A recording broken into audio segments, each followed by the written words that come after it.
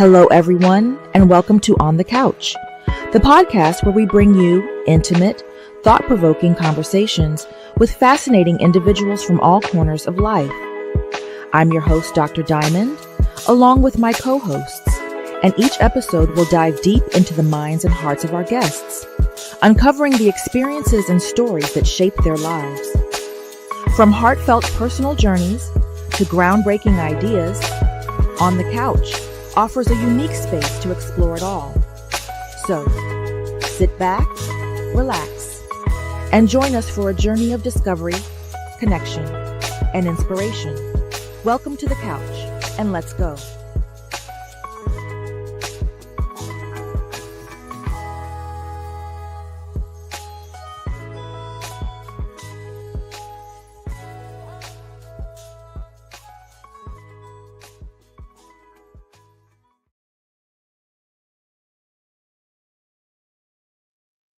Good morning, you all. Welcome back to On the Couch. I know we've been in hiatus for a little while.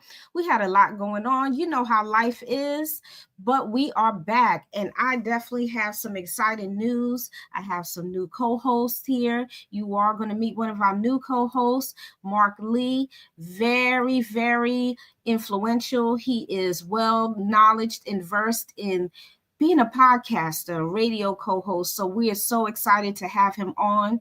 We also have some other new co-hosts as well, but they'll be missing this show this week. But hey, they're going to catch up with us in about 2 weeks. So I'm going to bring my co-hosts on. We have an exciting person coming on today, Minister Paul Scott. He's also an activist. We will be talking about Black Hoodie Brigade, stresses books over bullets. So we're going to be delving into that conversation this morning. So I'm going to be bringing on my hosts right now, Mark Lee and Toya. How you all doing this morning? And I'm glad we're catching up.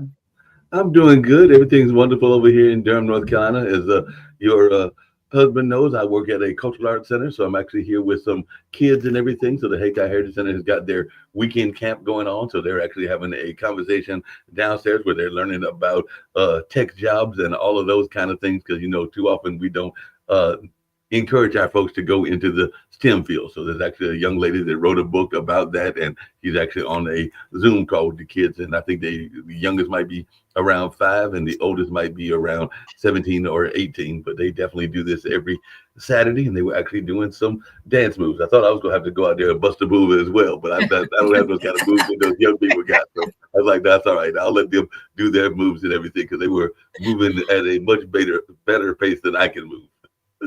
Hey, when you're young, you can do that. When we get older, we can't move like we used to. And you find that out when you get on the floor. You're like, oh, wait a minute now.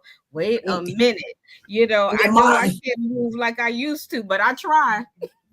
Yeah, you're in your mind. You start moving and you hear crack, crack. Okay. Thank you for the reminder. But Pilates has helped me. So for your old folks, you have to stay stretched and limber to protect those bones. Yes, you really do. I agree. I totally agree. So, since we've been on hiatus and revamping On the Couch, again, I'm so excited about On the Couch and having people join us.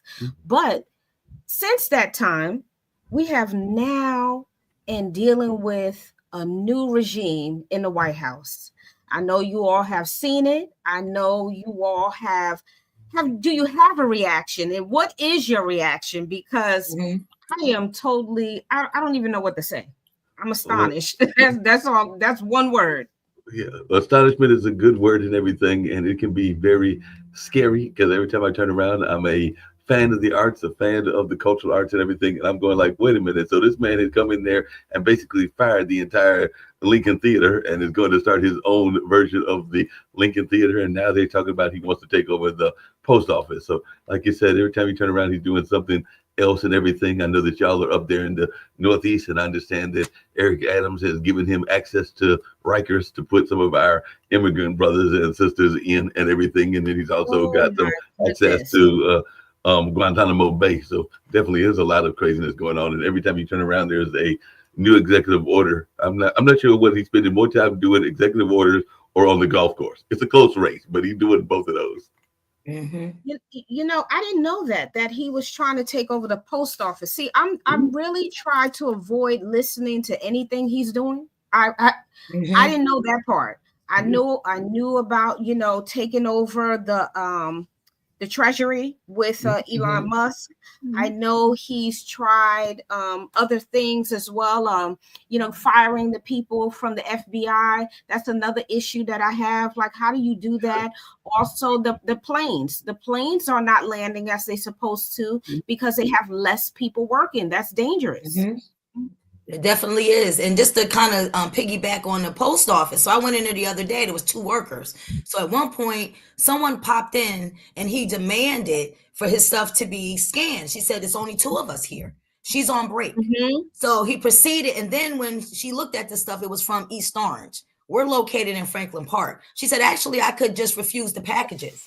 So you already know what the North in the inner city what the post offices look at like, but now you're going to actually force them. So the lady said, come on now, I've been here all day. So it was a long line and all I wanted was something to be mailed out of state. So this is what we're looking for, but folks don't understand. And then to have the audacity to have packages from another city. Yes, but he didn't look like you or I. Yep. No. And he just fired a general, and it was one of the brother generals. He just fired him. I think it was earlier today and everything. So like you said, every time he turned around, he's doing something else crazy. And all along those lines, I was glad. I don't know how y'all felt about it, but I'm a fan of Gil Scott-Heron. So I actually enjoyed the halftime show when we had that a couple of weeks ago and everything, because Kendrick Lamar was actually doing an ode to Gil Scott-Heron by saying that said the revolution will not be televised, which was the Gil Scott-Heron song. He said the revolution will be televised. So he's saying that, hey, folks, wake up. And if you got to stand up to this madness, let's stand up to the madness. And we have to. Like us. We have to stand up to it. We have to. We don't have a choice. If we don't band together, it's going to turn even worse. And I think people don't realize, I know I voted for the Black lady. Okay, I did. I can tell you, I'm proud that I did vote for her. I feel that Kamala was going to make some significant changes that we really needed in our life because, you know, she was offering a lot more than what this clown is doing, you know, and I'm sorry, I have to say he's a clown to me because he's never going to follow through. This is all about what he's going to get from America, from us, how he's going to steal everything, because he's technically stealing everything, us blind. He's robbing us blind. And that's my concern. And then he has Elon Musk helping him do it. And that's my other issue as well. So, you know, I don't know what else we can do but band together. But you have all of these, and I have to go to my Hispanic community. Not everybody in the Hispanic community voted for him, but a large amount of you have. Do you see what is happening now? Now your family members are being sent back. People that were here, your children are at risk. Now here it is. He has Mayor Adams getting ready to clean out or rearrange Rikers Island so he can put people in there. Do y'all not understand the damage that's getting ready to happen? Children are going to be abandoned because they're not going to have their parents. And that's the danger. That's the danger of the whole thing. It's a whole infrastructure breakdown. And just to think, for me, I work with folks and we do residential mental health services. Prior to that, they closed all the psychiatric hospitals, right? So now they provided the services to us. I just had witnessed a staff that was attacked and he said, I will kill you. This is during the Valentine's holiday. So then now I'm looking at the follow-up report. He just said, I wanted a hug. It was Valentine's Day. So imagine cutting our funding. Now these folks will be homeless. They will be on the street. So the initiative was to cut the funding in the hospitals because, you know, everything is high priced. So now they pay us a certain rate. We lost because we had contracted. Now we're fee for service. So how much can you cut? So now that's another system that will be broken down and their crime rates will increase. And then on my closing note on that is in the stores, in the grocery stores. So now these people are deported. Who's going to ensure that our dairy and all our things are properly managed? Because the people who are American don't want to work those jobs. They call it grunt jobs. I don't want to do that. So now it's just listening to people, because I know folks who are managers at a local Walmart. And now if you go in there and look, make sure you look at the dates, because some of them may not understand to put the farther date in the front, in the back, and that way. So now they're messing up with produce. So there's a lot of things that these folks work and they contribute to the American dream. So let's just sit back and watch. I call it my mental popcorn, and see how this is going to unfold. This is not The Apprentice. The America is not The Apprentice show. So No, that's all I have to say on the matter. Yeah, it's not The Apprentice show, and you bring up a good quote, Miss Toya, and everything, because one of the things that I've been thinking about is this notion of he swore up and down that the economy was going to be one of the things he was going to deal with when he came into office and everything. And, you know, the price of eggs is still up there. Everything else is still up there. And it's probably going to continue to rise and all along those lines, because a lot of the folks that work those jobs are the ones that are being deported. So they're the ones that are working in the farm jobs out there in Texas and California, right where I'm at here in North Carolina. A lot of those folks are the migrant folks that are doing those kind of jobs. And you're right. You try to ask a brother or sister to go in those and work those jobs, and they go look at you cross-eyed, just like they look at you cross-eyed and try to get them to do some of the construction jobs. So, you know, what we do too, Mark, so, you know, we like to go to the comments, and we love our commenters, and we read their comments, and I'm going to read a comment in a second. Also, you all, the new part of On the Couch, so you're able to talk to us too. We do have a phone number that you can call in on now too. The number is 609-614-0687. That number again is 609-614-0687, and it will be going across a banner shortly. All right, so let me turn to the comment real quickly before we go into bringing in our guest. Be careful what you ask for. When it comes, it will come in another form that what you thought it would be. That's right. It is in a whole different form. This is what you asked for, America. Now what? What you going to do? You know, what are you going to do? This is what you wanted. So all I can say is let's prepare like it's doomsday. So folks need to go out, start, you know, I don't know. Go ahead and get yourself a little shelter, get ready, because it's going to be some stuff. It's going to be some stuff that hopefully we can bounce back from. I don't know who would be the person behind him, but they want him to go another 4 years, you know, but he shouldn't be able to do that because he already was president once. Correct. Yeah. That's really what he's doing. And they said that I don't know if he idolizes Adolf Hitler. But if you read up on that, and I just said I can't read anymore because right now I'm not trying to have that trauma on me, because I have seen and read in history books, but just wake up. We do have a voice. And if you don't vote, you're part of the negative. On paper, we looked good. And I went out and helped the elderly, and then folks who did not vote, that means that you're abstaining answered. That's all. Simple as that. But we're going to shift gears now. We're going to talk about something else exciting, you know.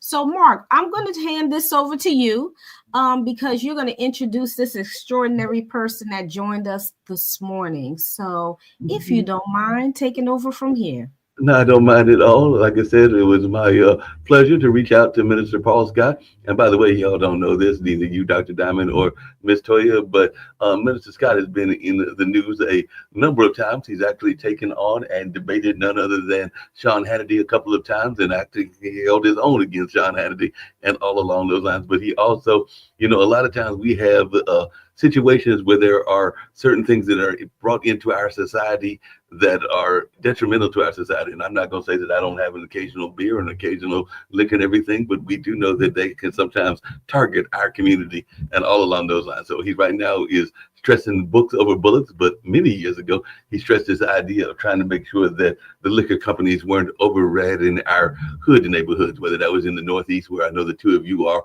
or whether that's down here in the South, where me and Minister Scott are, and all along those lines. But definitely he tackled the liquor industry and made sure that they understood that he understood what they were doing in terms of damaging our kids by targeting a lot of the ABC stores in our neighborhoods. It's not an accident that ABC stores are in the Black and brown communities and all along those lines. So that is something that he's done in the past, and he's definitely targeted even some of the sugars that are out there as well, because we know that they also love to send the sodas and other things that are not good for us as well. And I'd be lying if I said that I am not guilty of loving sweet tea and some of the other things that are processed sugars that are in our lines as well. But right now he's got a new group called the Black Hoodie Brigade, and they are stressing this idea of books over bullets. So definitely, we need to make sure that our young people understand that they don't have to be worried about those fancy shoes and all along those lines and fighting each other over that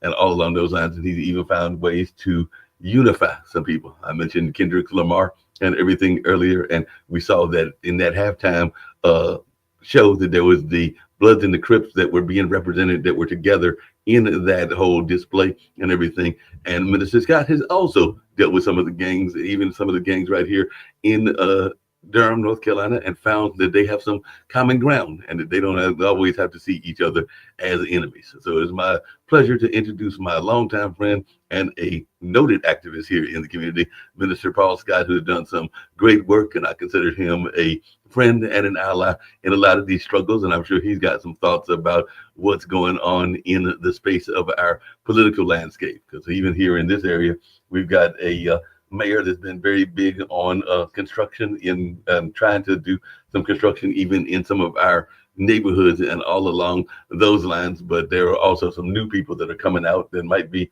running against them, including the daughter of the former mayor, and all along those lines. I might try to get Anjanae to come on one of these shows as well and everything, and as well as our current mayor, who is a fan of the Bidens and all along those lines. But I'd love to hear what Minister Scott's got to say about the state of our politics and his efforts on what he's doing with the books over bullets, because he's out there literally every day. I think the man gets up at about, I don't know, because y'all are Northerners and everything, but you got some roots in the South, and you've heard that notion of getting up with the roosters. I'm pretty sure that's what Minister Scott does. He gets up with the roosters in order to actually get the word out. And I'm pretty sure that he's up at like 5 or 6 because he wants to make sure that he reaches those young people, and he might be out there till practically midnight. So like I said, he's up with the roosters, but going until the midnight hour, if I can use that blues term and everything like that. So he is definitely putting in the hours to get this change done. But I'll let him speak to what he's got going on, particularly with this Books Over Bullets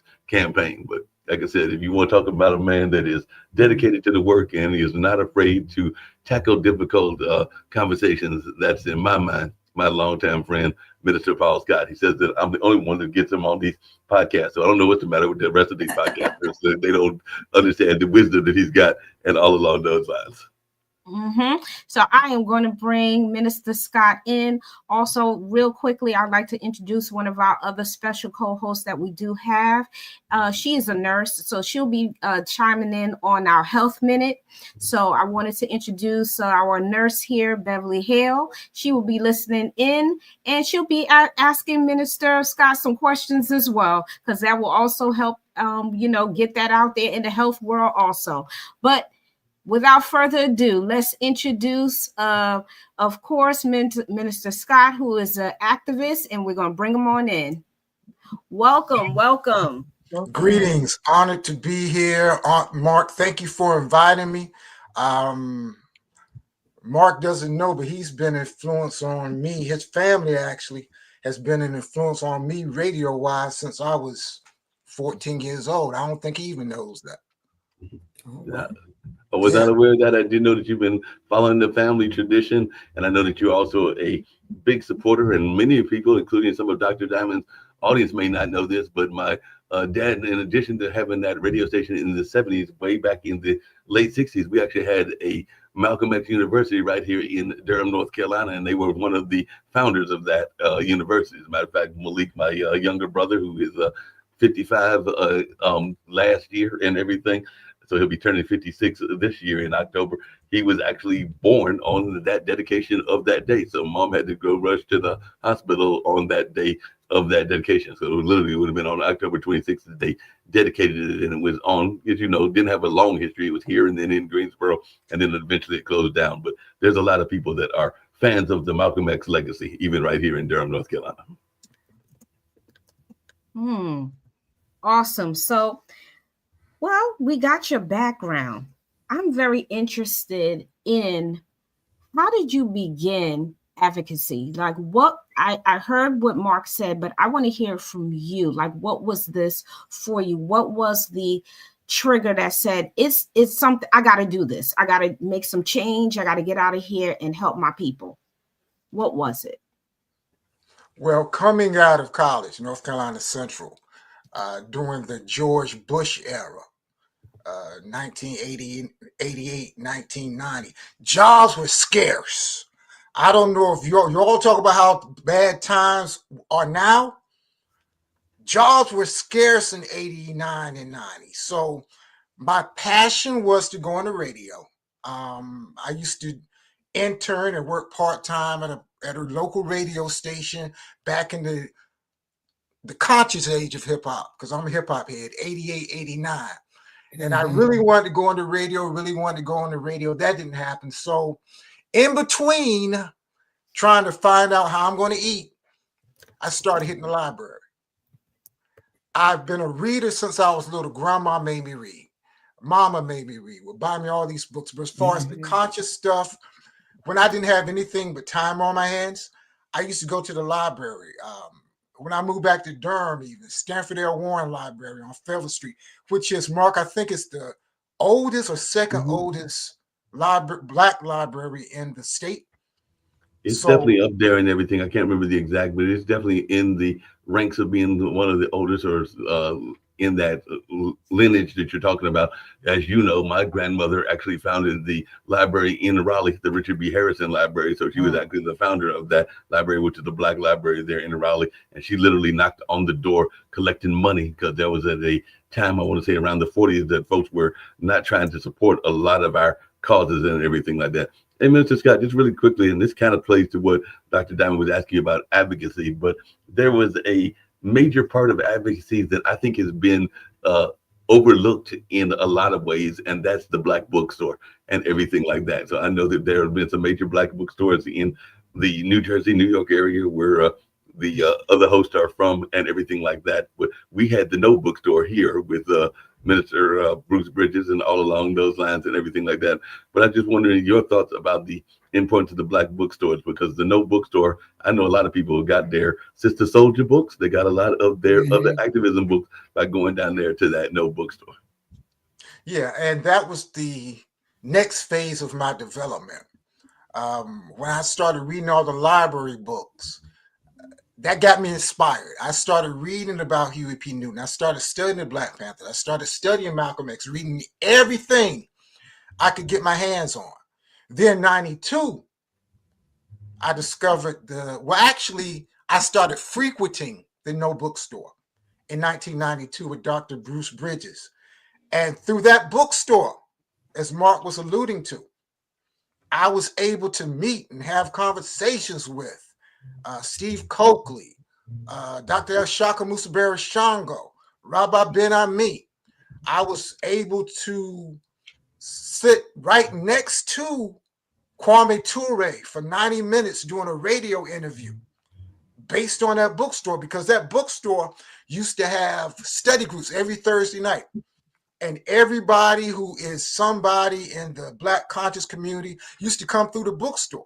So those who hung around the bookstore, we got to meet our heroes and sheroes firsthand.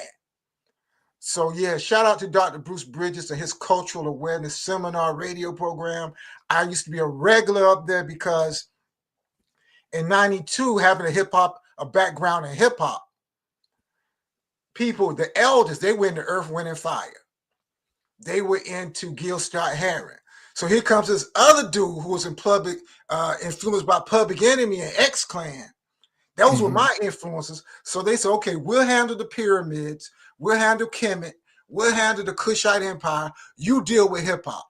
So that was the role I inherited, and later became a hip hop writer for all hip hop and other venues, ER Web, the Radio Scope people, and other venues. Yeah. So that's my beginning. Beautiful. Just really quickly. I'm sorry. No, I just wanted to say I just got really excited about it because just to do a tidbit, at that time, I was a Martin Luther King player, 89 until I graduated. And so they would do the Southern tour. Louis Dunbar, he was someone that went to Shaw University, and that's something that we would do public speaking, what would Black people do. Martin Luther King's I Had a Dream speech, and we would tour those colleges. And from there, they would have the Black high school students do their interviews on the spot. But now I go back to my community. They don't have that. The children have nothing to do. But that's where I got my knowledge and understanding what you're speaking to us about. Because now I have family members who are educators, and they are rewriting our history. So this is why we need to make sure that these books are out there. You have to think we have a lot of mulattoes. So now look at these children, mixed backgrounds. Oh, so when I went to the teachers conference last year, they have it yearly in Atlantic City, and Governor Murphy was speaking about that. Spike Lee was in the audience. I got to listen to Spike Lee. And that's basically, and I never thought that he was that grounded. Then I Googled and I said, oh, Spike Lee is really into education. Because now they're watering down our history. It's more so that they brought us here to help with the cultivation of the land. That's not what it is. They're taking away our true history. So now these kids that are coming up, if they don't read these books, how are they going to know the truth of what we did? Slavery, et cetera, et cetera. Yeah, that makes a lot of sense. Hey, Minister Scott, just really quickly, because I kind of alluded to it, and I know we definitely got to get to your current project, but can you tell these ladies a little bit about that battle? Because not many people were bold enough to take on the liquor company. And like I said, when you came and spoke to Kwanzaa, you took them on, and you did not pull back any punches when you took on the liquor company, because they've definitely done some horrible things to our youth and where they target our young people. So I just wondered if you could just explain that battle, because you was one of the few people that were willing to take on what the liquor companies have been doing to our community. Yeah, I got PTSD behind that too, brother. Low key. But shout out to Tish in the comments. She said Stanford L. Warren is the second oldest library. Tish, who is head of the Black Hoodie Brigade Fact Attack, our social media arm. Thanks for that information, Tish. Second oldest. But yeah, the liquor company wars. They play dirty. And when I say I have see a lot of people, I understand now why the elders who were in the Black Panther Party, who trained me like Brother Tata, a lot of them don't like to talk about what they went through, because that stuff keeps you up at night, because you're like, how did I survive that? But those liquor companies, they play dirty. I first got inspired to go after the 40-ounce malt liquor people. I was watching, because, as a hip-hop head, I was watching BT and Pump It Up and these video shows with the hip-hop artists. And they started using all these rappers. Every hot rapper, St. Ives Malt Liquor, would use in videos on Saturday morning. When your children, excuse me, I get passionate about this because I risk my life. No, when your children, you think your children are there watching cartoons, 11 o'clock on Saturday morning, they're watching Wu-Tang and EPMD and Snoop and Dog Pound. They even had the not conscious rappers, but people now in retrospect, you consider conscious. Rakim. KRS-One. No, yes. KRS didn't do St. Ives. Well, KRS-One did Sprite. He was pretty cool. Him and Chuck are exempt from the malt liquor discussion. But a lot of those cats, they were heavily promoted by St. Ives. So I was outraged in 1992. And I went on a battle against the malt liquor industry because I saw what was happening. I love hip hop. And I saw how they were using the music. I love that energy to put poison in the community. So around 19, but I was just doing things like writing letters to the editor, writing letters to magazines, taking little pot shots at them. But I really got involved around 1996, 1997, when I read Coach Alfred Powell's book, The 40-Ounce Scandal. and he started breaking down the symbolism of the malt liquor. He took that route, and the bottles and what this represent, and that intrigued me. So that gave me even more energy. So I started going after the liquor companies. I started going after St. Ives. I would call into BET, because one thing I used to do to get my message out in the 90s, when you used to could call into BET, like Teen Summit and Tavis Smiley Show, all you had to do was call in 5 minutes before the show started, save the 800 number, and get right through. So I would go on BT and start bashing St. Ives. It was guerrilla activism. I started running liquor trucks out the neighborhood.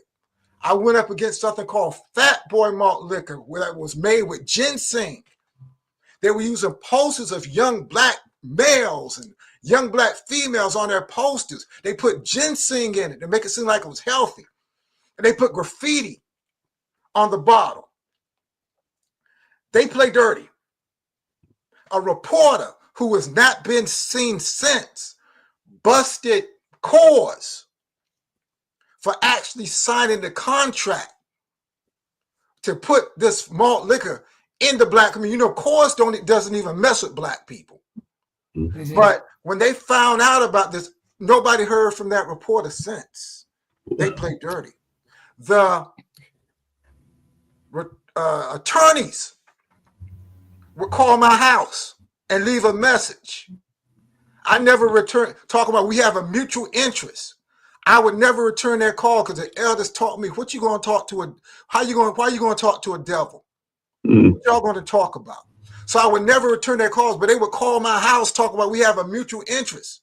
But I kept fighting, and finally took Fat Boy Malt Liquor off the shelves. But talking about politically, Coors, we talk about Project 2025, right? Mm-hmm. Heritage Foundation, read The Power of Ideas, a book called The Power of Ideas. We talk about the Heritage Foundation, who did Project 19. That's Coors money. That's Coors beer money. So y'all out here talking about head to the mountains and drinking Coors beer and watching the commercial. Coors, that family funded originally the Heritage Foundation, who in 2025 brings you Project 2025. Wow. Wow. And that's what I was trying to get into. I'm sorry. In reference to is I see it as targeted marketing. Mm-hmm. So I threw out KRS-One's name of it because he's positive. And I'm just thinking back then, they'll blend everything together, right? Because if you see everything negative, it's not going to fly. So all I know is that in that era, you have this one. Now you're explaining something different and you're mixing it in. So as a parent, what do? You cannot sit there and watch your children and everything that they're looking at. So you have something thrown in there, you're cooking, then they're seeing that. Then these children go and then they go out into the world and they start discussing things. And the only reason, not to change gears, my niece, 10 years old, Mom, what do you think about this Diddy thing? Do you understand what I'm saying to you? So imagine little minds. You're giving them something positive, something negative, and you're fitting it through. And then that's where it comes, through the airways. So that's what I'm hearing from you. So I just want, if you want to go into that a little bit further. But I think that's why they're infiltrating certain things in the airways, what we're listening to, voiceovers. And this is just something, as me being active in my niece's life, they'll have a video on YouTube. You're seeing a child, and then you'll have a voiceover. So we need to wake up. And I just wanted just to throw that out, because now you have a lot of great points. You're bringing me back to the late 80s, early 90s. Hey, just really quickly, I'm sorry, just really quickly along those same lines and everything, because we talked about this before, and people think that it is something new, or that it's something that's just now happening, but it's been happening for a while. So, Minister Scott, could you talk about, because I think you might have been one of those that was targeted, if I can go there and be bold and say everything, but people think that COINTELPRO is an old thing and that activists are not targeted even to this day and everything. But I would argue that even some of the activists were targeted even under Barack and under definitely under Trump. But could you talk about how activists are still targeted these days? Yeah, let me answer Sister Joy's question. I'm so glad we have mental health professionals up here, because we are the most studied people on the planet. They know our every moves. They program us to behave in certain ways, but there are only a handful of Black psychiatrists, statistically speaking, that have dealt with the race problem. Kenneth Clark, who gave us the Black Doll program, and he wrote the book Dark Ghetto that everybody should read. He gave us the Black Doll, and his wife gave the Black Doll experiment, where they put the black doll and the white doll in front of black children. They chose the white doll because they said the black doll was ugly. Dr. Bobby E. Wright, psychopathic racial personality. Dr. Francis Cress Welton, the ISIS papers. Dr. Joyce DeGruy, post-traumatic slavery syndrome. But there are only a few, relatively few books about Black psychology. So when you get your hands on Black mental health, Black psychology, pick up those books. Again, we are the most studied people. And these marketing companies, that's who they employ. That's who they employ. We get into hip hop later, but they know the rhythm. They know the way the rhythm hits us. Like they used to say back in the day, let the rhythm hit them. They know how it vibrates in our bodies. They know how it taps into our culture. But because we have not studied Black psychology, we don't know. We think Serena is just out there crip walking just to be dancing. No, it's deeper than that. She's a figure. Indeed. But brother Mark's point, and this is relative to our discussion, whatever you want to call it, COINTELPRO, counterintelligence program. Read Kenneth O'Reilly's book, Racial Matters. Kenneth O'Reilly, Racial Matters. He has probably the most thorough book on COINTELPRO. Kenneth O'Reilly, Racial Matters. But COINTELPRO, counterintelligence program. Think about that. Counterintelligence program that the FBI used against the Black Panthers. J. Edgar Hoover used against Malcolm X. J. Edgar Hoover used against Martin Luther King. And anybody who was standing up against Vietnam, anybody who was standing up for Black rights, became victim of COINTELPRO. In 1968, that's when they started the special Black Hate Division. Black Hate Division, where they really target the Black Panther Party. We talk about gangs and who've been going on for 30 years, and people say, what can we do about the gangs, and what can we do about this, and what can we do about that? When the Black Panther Party, Huey, Afeni, Bobby, Little Bobby, Eldridge, when they were targeted under COINTELPRO, and J. Edgar Hoover said, we're going to wipe them out, along with Richard Nixon, they neutralized. That was the word they used. They neutralized the Black Panther Party in 4 years. They get rid of who they want to get rid of. Yes, they do. Around who they want to keep around. They want us to kill ourselves. That's really what it is. Kill ourselves, self-inflicted genocide. But we don't study COINTELPRO. It's too painful for too many to mention. And they didn't, although the program technically ended in 1972, I believe it was 1972 or 1976. 1972. They just changed the name. That Black identity extremist movement from 5-6 years ago, COINTELPRO, a different name. They just changed the name. We do have some comments. I saw that and everything. So yeah, we do. We got a lot. Yeah. Yes. So you definitely get some interesting thoughts. I don't know if you want to get to those, but I do have another quick question for you, Minister Scott, because it's something that I know the ladies will be interested in, and it comes back to our psychology and everything like that. But could you talk about a little bit about the misogyny that exists, unfortunately, in our society and all along those lines, and how sometimes it is this us against them kind of attitude that they have done between Black men and Black women and everything, because I know that there's a passionate conversation of yours and everything. Yeah, and we defend it. It's cute and again, I'm a hip hop head. People are complaining about Snoop Dogg and him supporting Trump or performing at the not supporting Trump, excuse me, performing at a gala after the inauguration. People talk about Snoop and Nelly. Oh, we're outraged. Were you outraged in 1996 or so when Snoop Dogg brought the black women on stage at the MTV Awards with dog collars on? Were you upset? Yep. Now you're mad at Nelly. When I was fighting Nelly over pimp juice because of the negative connotation back in 2000, I was fighting Nelly over pimp juice. You can Google it. It's still there. People defended Nelly. It's nothing wrong with being a pimp. You know pimps abuse women. It's nothing wrong with being a pimp. When Nelly had that video Tip Drill and swiped the credit card on BT, what was it?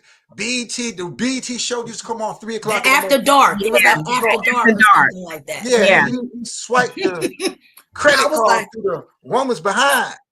We outraged over that. We have selective outrage. Yes, we do. As long as somebody is hot and popping, they can get away with anything. If R. Kelly made a hit gospel record right now, he would be accepted. If Diddy came back and did a Kendrick Lamar, shout out to Kendrick Lamar, no disrespect. If Diddy came out right now and joined with Mustard, DJ Mustard, and did a Kendrick Lamar remix, we would love him. We forget about everything. We're fickle, y'all. Well, the R. Kelly music, they still play it. I go to events, they're still playing. I mean, think about it. If you're not outraged over Diddy and you cut out you say we ain't gonna play nothing connected with Diddy, you know that's half the 3/4 of the hip hop from the 90s. The catalog. That's the that will eliminate the 90s. Yes, it would. It would. So we're upset, just not that much. But like you said, it's selective. So you know what I'm curious about too, though, and I'm just going to refer to your black hoodie that you have on. So black hoodie versus black leather jackets, because the Black Panther Party, they were identified by their berets and the black jackets, but you chose the hoodie. So I would like to delve into that a little bit more for our listeners. Is there a correlation there? How did you come up with that? Yeah, it's the Black Hoodie Brigade is inspired by the Black Panther political educational courses.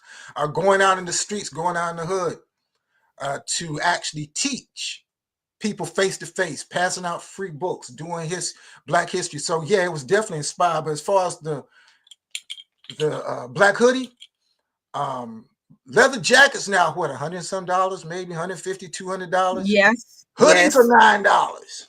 That's right.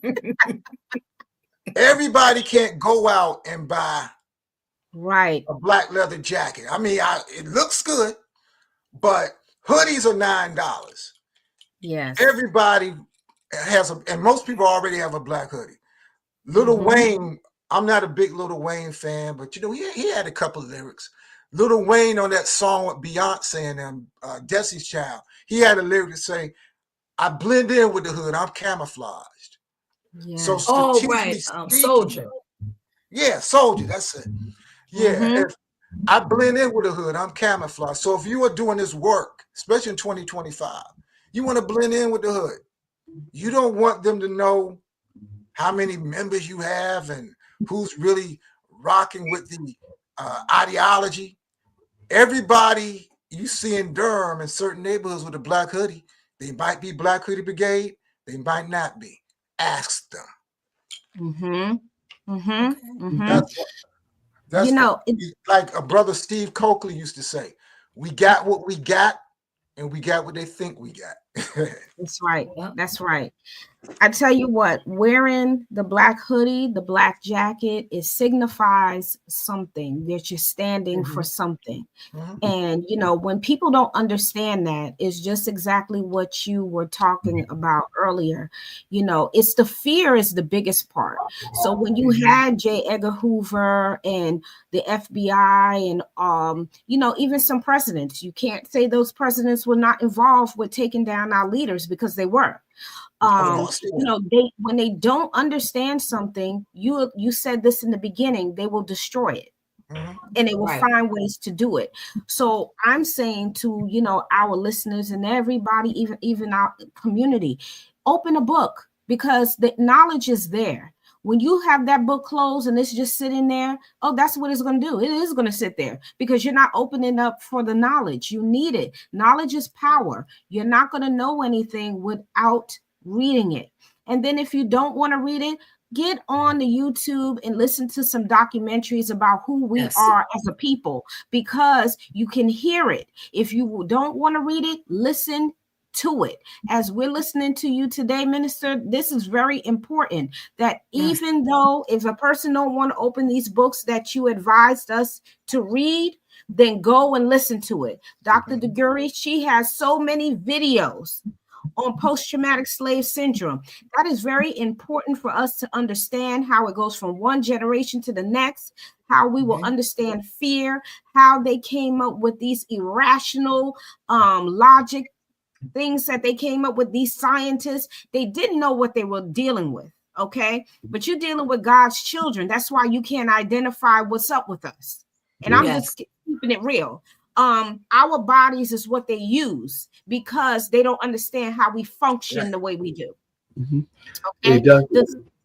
The simple thing is melanin. Okay. And I'm gonna leave it right there. You got to read Dr. Francis Chris Wilson's book, The ISIS Papers, Fear of White Genetic Annihilation. That's a must read. If you've seen the movie Baby Boy, that opening scene, he quotes Dr. Francis Chris Wilson. If you've seen Boomerang, a lot of people missed that. If you've seen Boomerang, when when Martin Lawrence is talking about the white ball knocking all the other balls off the table, that's Dr. Francis Chris Wilson.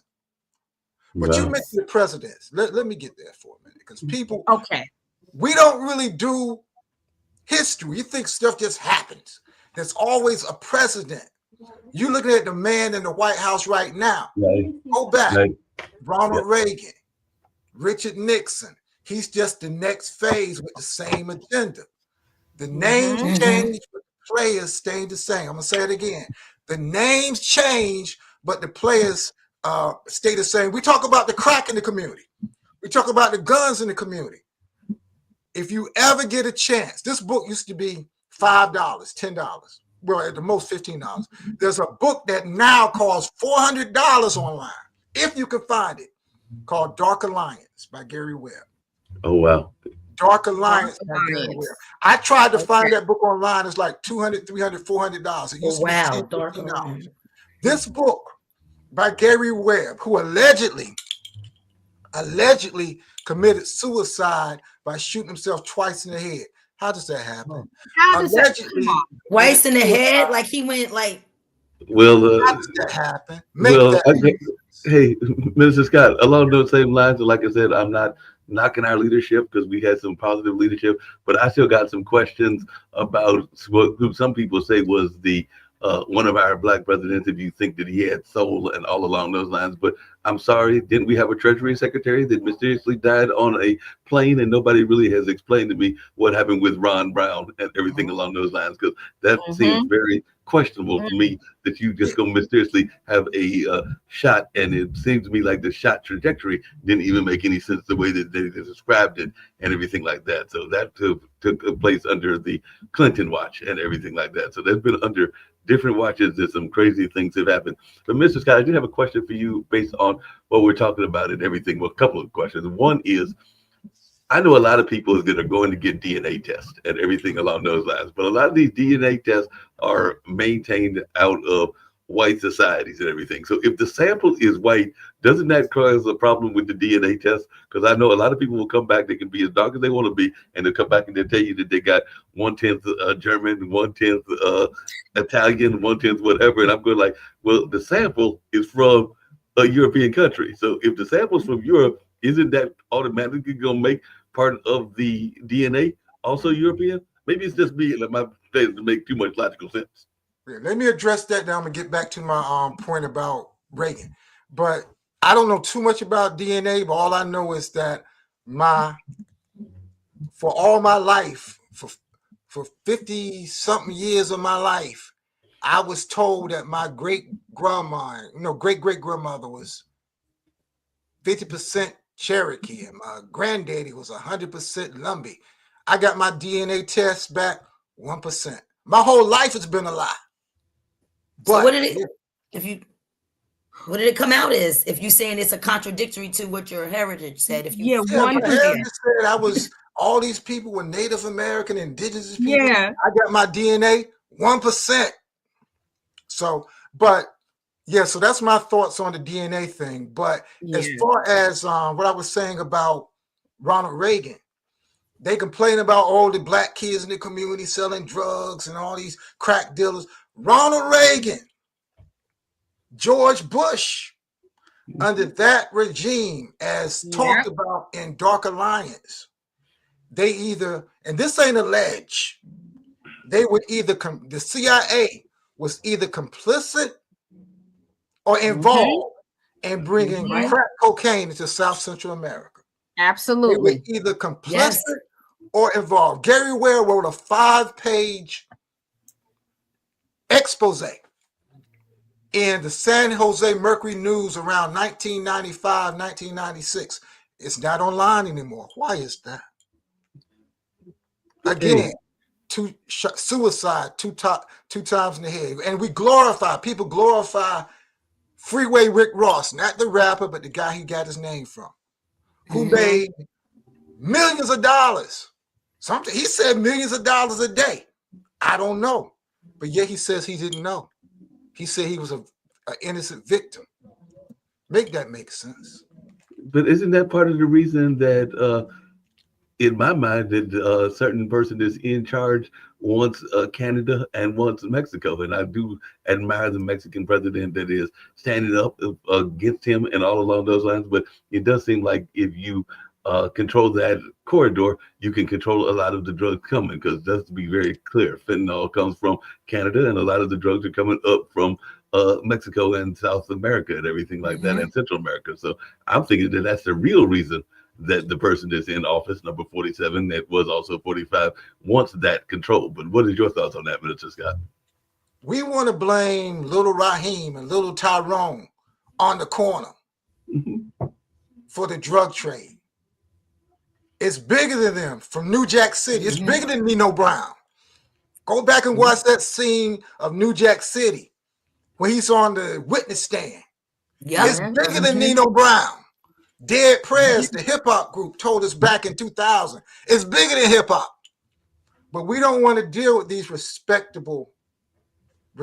Frank Lucas, another one, Frank Lucas. Yeah, all that New York scene, but we don't want to deal with these respectable people, so-called respectable people, who are sending their children and grandchildren to college off the death of your children. Because at some point, morality goes out the window. It's just business. But they want to point at the black teens, and they should be criticized for contributing to the genocide of our people. Don't get me wrong. But if we're talking about the science of supply and demand, and we're talking about the supply, it goes all the way up to the government. Hey, Minister Scott, doesn't it even go up to the real president and everything like that? Because let's be very clear and everything, because we have this person that's in office, but there's another person that is showing that he is the puppet master, but all along those lines. But isn't Elon Musk part of the apartheid government? Because that's what I've always thought and everything like that. But what's your take on this? Because Elon Musk did come from South Africa. So what's your take on this? See, Mark wants to get me into the conspiracy theories. And then that really conspiracy theory. Mark's trying to drag me. Every time I try to get out, they drag me back in. Scarface. But yeah, do I believe there's a shadow government? Of course there is. Of course there is. There is a shadow government. What you're seeing now is that shadow government saying, well, we got spaceships now.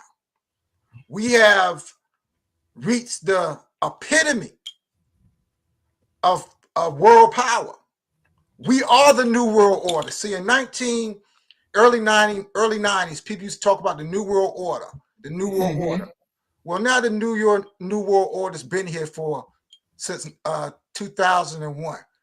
What you gonna do about it? See, we talked about the new world order, but when it came, we weren't 9/11. That's what you're speaking of. You just 2001 was when 9/11 was. Yeah, the Patriot. So you say in New York. So can you? I can hear you. We can hear you. About the Patriot Act. She was talking about the 9/11. So about referring to what the conspiracy might have been there. Yeah. Yeah. The Patriot. No, I'm just saying that's when they released the Patriot Act. Okay. And what the Patriot Act did was it took so many civil rights away that people had no control over their lives. Surveillance now that they talked about under COINTELPRO was now legal. It was sanctioned. And some of those Patriot Act things are still in place today. We talk about even in the local government, because all politics is local. There used to be something called, and this is just going back to the things we don't know that's going on. In Durham and other cities, California, Michelle Alexander talks about in the New Jim Crow. There's something called GangNet. GangNet. A lot of parents don't know about it. But there's something called GangNet, and Cali is called something else, where they could track your child who appeared like he was in a gang and put his name in a database. And they were never clear, at least in Durham, how they came up with the criteria, how long the name stayed in the database. They weren't open with any of that. Even as of right now, you ask the law enforcement. Even as of last month, I asked law enforcement, is GangNet still active? I don't know.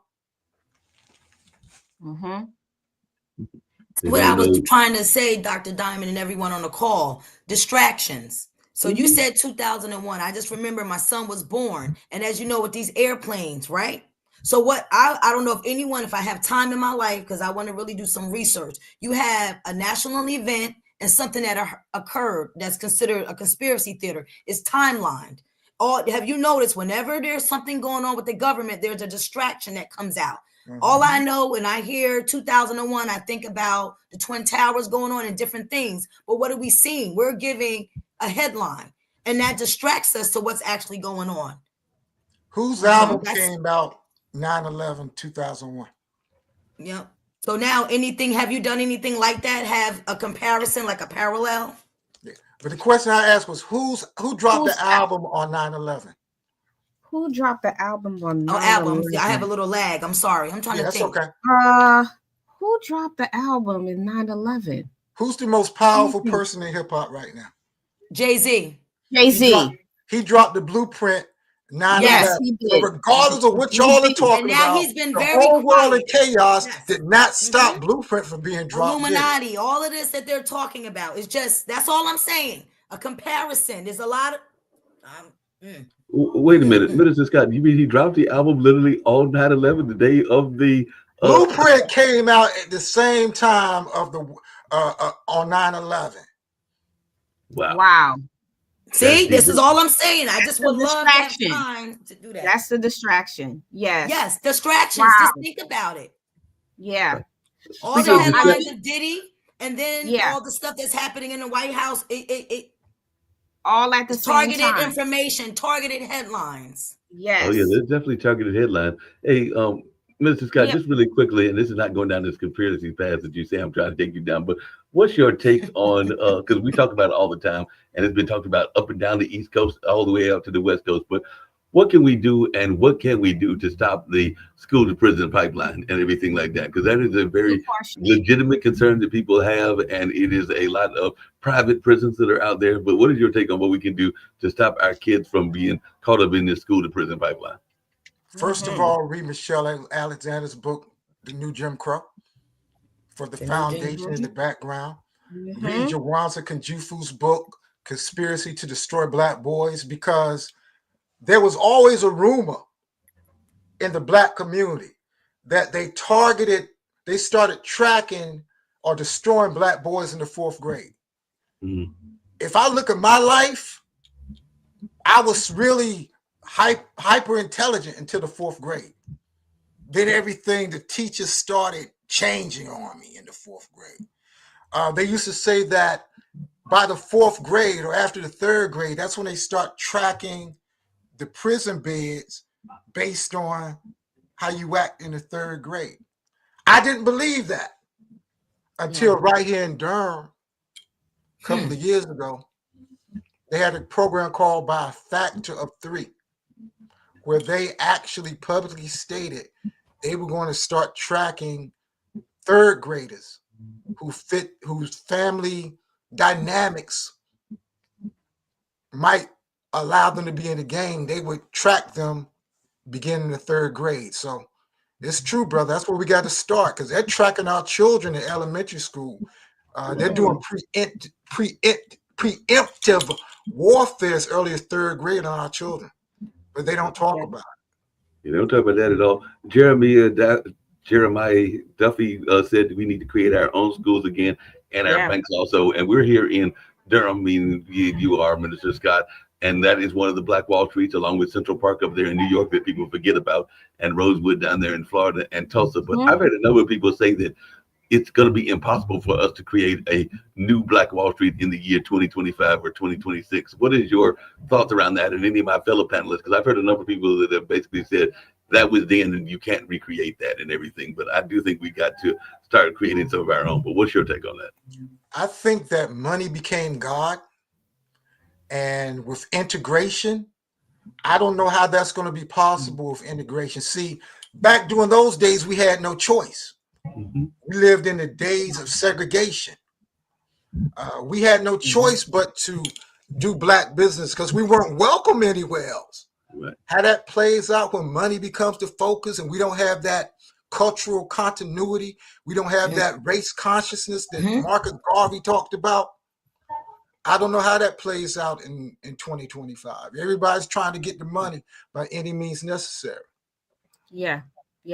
I would like to add on to that is that I don't think, and I do agree with the comments too, that anything is possible. However, when we think about the Black and brown community, a lot of us are awakened to what is around us. Like you just said, Minister, we're conscious. Some of us are very conscious. A lot of us are still sleeping.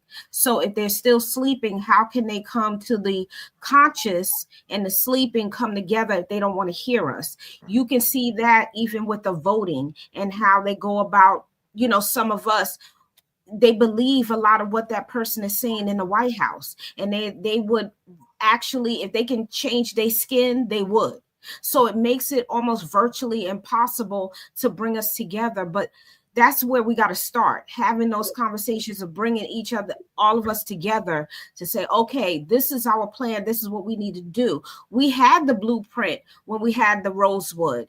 And during that time, they showed us that it's possible and it can be done. So it's just a matter of reaching back, looking at it, perfecting it, and make it happen. But we all got to be on the same page. We're too divided at times. Young lady.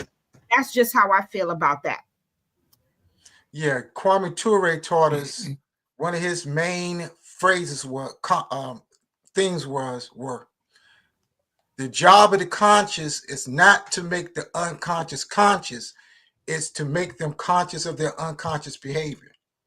The job of the conscious is not to make the unconscious conscious, it's simply to make them conscious of their unconscious behavior. Because a lot of times we just be out here doing stuff. Yeah. Without even knowing.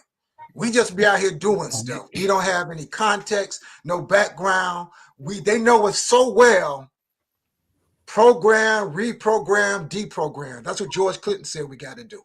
Program, reprogram, deprogram. That's what we got to do. That's why we give out the books in the hood. We give out the Joyce DeGruy books. We give out the Miseducation of the Negro. We give out all these classic books for free in the hood. 4, 5, 6 days a week sometimes, for the most part, every day, doing political education. Not only do we give out the books, Black Hoodie Brigade, we give impromptu history lessons. So before I put a book, because people always ask me, how you know they reading the books? How you know they reading the books? Because if they don't read the books, they say they don't want the book. So we put the books, I put the book in the hand. Before I even put the book in the hand, I tell them what the book's about. This is what I learned from Dr. Bruce Bridges in Durham. It's not enough to give somebody a book. You got to know what's in the book and know that you know what you're talking about. So in the Black Hoodie Brigade, we stress knowing what you're talking about. One person, one book at a time. People get intimidated. Well, brother, I'm new to this conscious thing. I've only read one book. I haven't read thousands of books like you have. So our thing is one person, one book at a time. Our 4-point program. Get a book. Study that book. Teach what you learn in that one book to somebody else and repeat the process. One person, one book at a time. That's where we start, Dr. Diamond. Wonderful. Thank you. That's awesome. Yes. Go ahead, Mark, because I know you're getting ready to say something. I was going to say, Mr. Scott, one of the other things I was curious about, because down here in Durham, and I know you've got some thoughts on this as well and everything, we're in the city of medicine, and we do know that we've been targeted in the past for health studies, whether that was the Tuskegee experiment or a number of other things. So I was just wondering, are we still being targeted in terms of the way the health industry is treating us and all along those lines? I have never asked you that question, but I'm just wondering your thoughts on whether we're being targeted, the Black and brown community, when it comes to our healthcare. Of course, we are the most studied people on the planet. Like I was saying earlier, we are the most studied people on the planet. I would suggest everybody read Harriet Washington's book, Medical Apartheid. It's called Medical Apartheid by Harriet Washington. She also has a good book on around the same subject, but she's really talking about environmental racism, called A Terrible Thing to Waste. But study Harriet Washington, she'll tell you. She breaks it all the way down and puts everything in context, because a lot of times we think we can just go on YouTube or go on whatever and be Google scholars. Nah, you got to go back and read the book. You got to read the whole book, because these people I've debated, the Sean Hannitys of the world, they've read the whole book. If they haven't read the whole book, they're people, they're researchers, they've read the whole book. So it's not enough just to be Google scholars and just Google something right quick. You got to read the whole book. Because you'll be quoting something on page 5 and they'll pull out, ask you, what do you think about page 222? That's where knowledge is power, knowing what you're talking about, because you're right. Weapons. Yeah. And we have to be on point. We have to.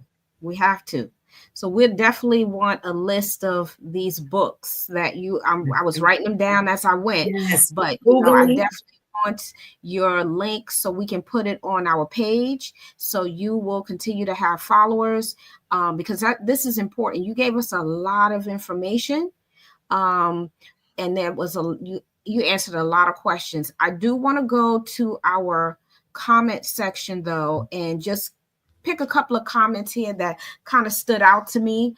There is about the homeschool, teach your kids enough of their BS to test out of their curriculum, but secretly teaching our youth the truth that they need to know, when we're homeschooling. I want to just use myself as an example. I was not homeschooled, but how did I learn Black history? My aunt.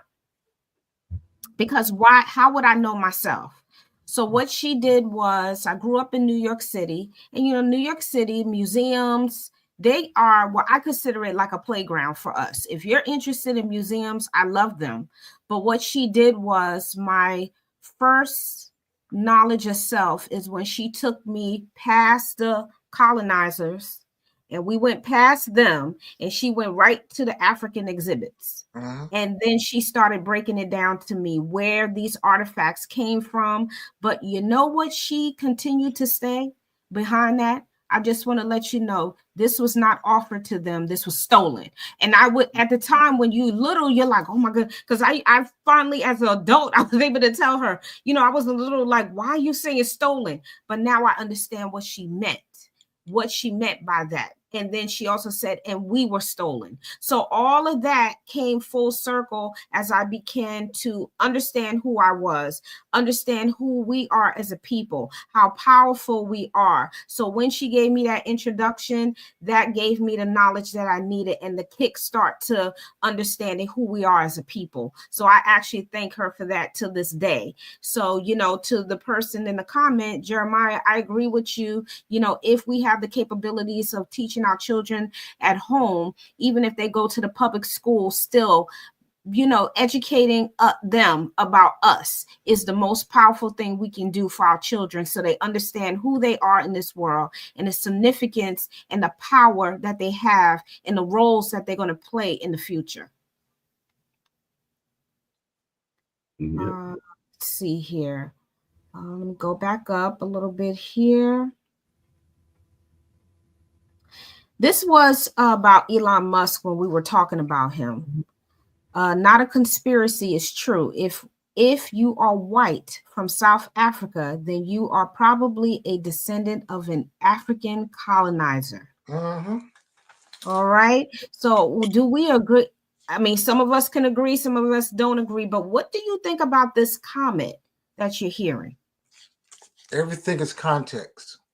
If you're not familiar with Steve Biko, yes, I am.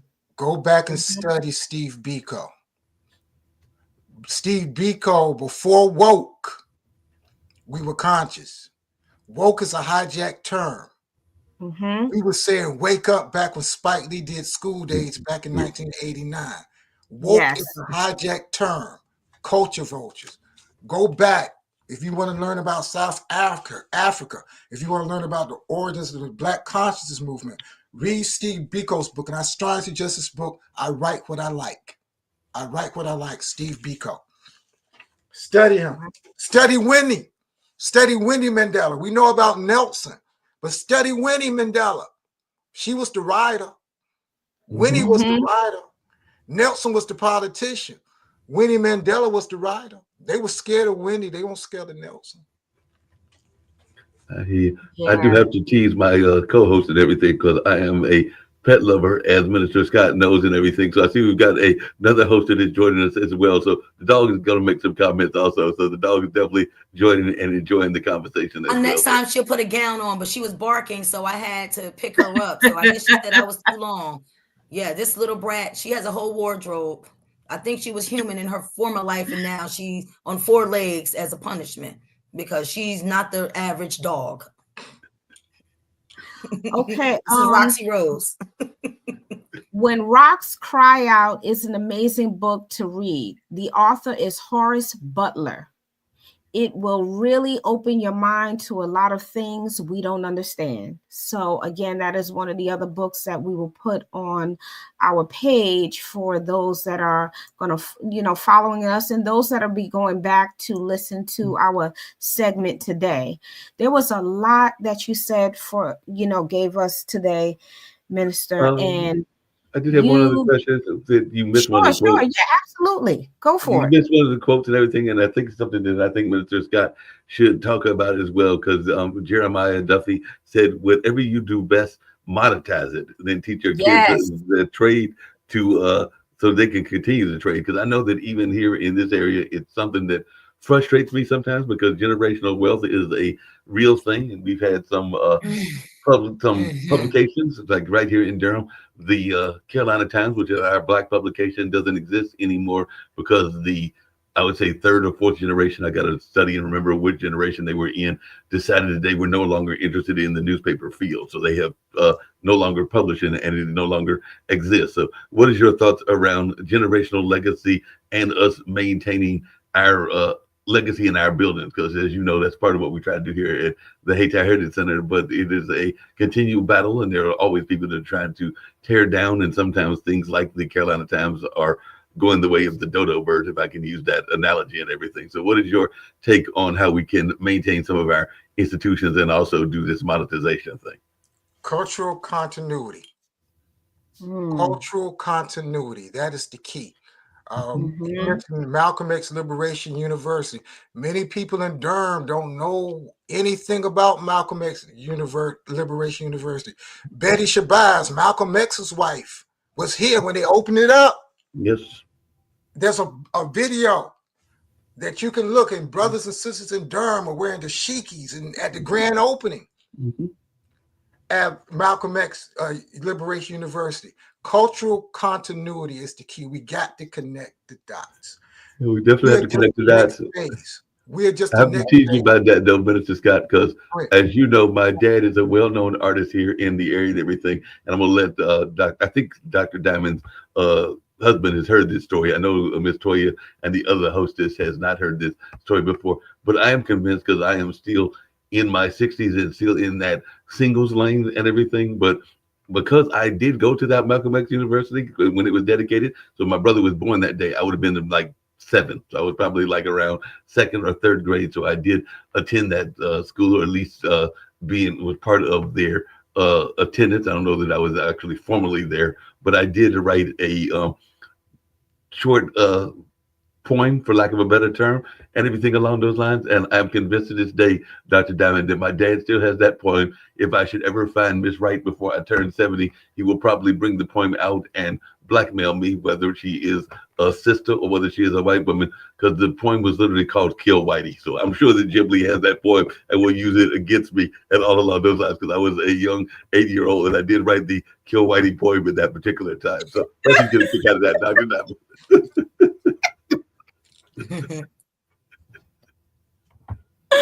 Oh my goodness. Listen, hey, you were young at the time. I don't know what to tell you. I was young at the time, and it was part of the Malcolm X kind of concept that they were teaching us at the time. So I can't argue with it.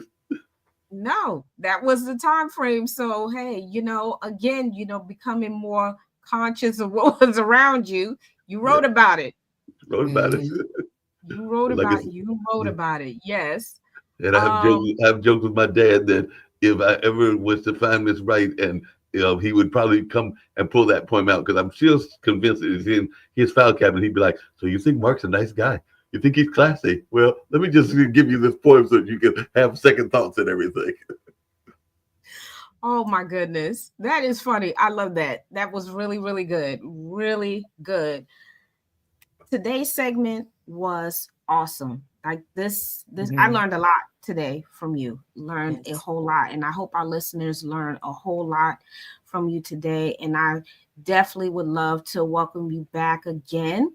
To talk to us more about, just understanding that we do need books to make us more knowledgeable on what's around us. It teaches us our history. It teaches us how we move forward. And with this climate today, I want to kind of link that in also. With this climate today, we do need the knowledge. We have to have it so we can survive, because we are in for a roller coaster ride and we don't know what the outcome is going to be. Just as Toya said earlier, it's so many different distractions, but it's trying to stay on that right path. And we got to figure out what is our path and how we're going to walk it. And part of that, I do believe, Minister, is just to keep ourselves knowledgeable, because that's what I'm hearing you say. Stay on that path by being knowledgeable, because without the knowledge, you're going to be off the path constantly. Am I going in the right direction? Was that a part of your message today? Yeah, because the social media, the internet is only going to archive things for 15 years. Because the stuff I did back in the 90s, unless you go into, Wave Machine, but social media really only keeps stuff for 15 years. Get the book. Yeah. Books are forever. But I did want to make 2 points, if I could. First, shout out to the Black Hoodie Brigade. They're in here deep. Black Hoodie Brigade, I see you. Thank you for your support. Black Hoodie Brigade, this is our mission. You had Malcolm X University and Liberation University in the late 60s. You had a no bookstore in the late 80s, 90s, and early 2000s. Now it's the era of the Black Hoodie Brigade, where we take that knowledge of our ancestors and our warrior scholars and our master teachers and put it in the hood. That's the phase we're in now. That's the phase we're in now. But I want to give a cryptic warning. I want y'all to listen very clearly. I'm concerned about what's happening in DC. But let me add this little caveat. All politics is local. The people, don't worry about him as much as you worry about the people who voted for him. Mm-hmm. He can say certain things and get shot down. He's just putting things in motion. It's his foot soldiers that are going to carry it out. We have short memories. We have short attention spans. They used to say, give us something, put an issue out there for 90 days, and they'll forget about it after 90 days. Now with social media, you got 72 hours before people on what Beyonce did. Short attention spans. In North Carolina right now, study states' rights. That's what you have to look for, states' rights. What the conservatives have traditionally done, look at the Southern strategy. Even go back to, I know they were Democrats back then, but they were still conservative. Go back to post-Reconstruction. Their big thing has been states' rights.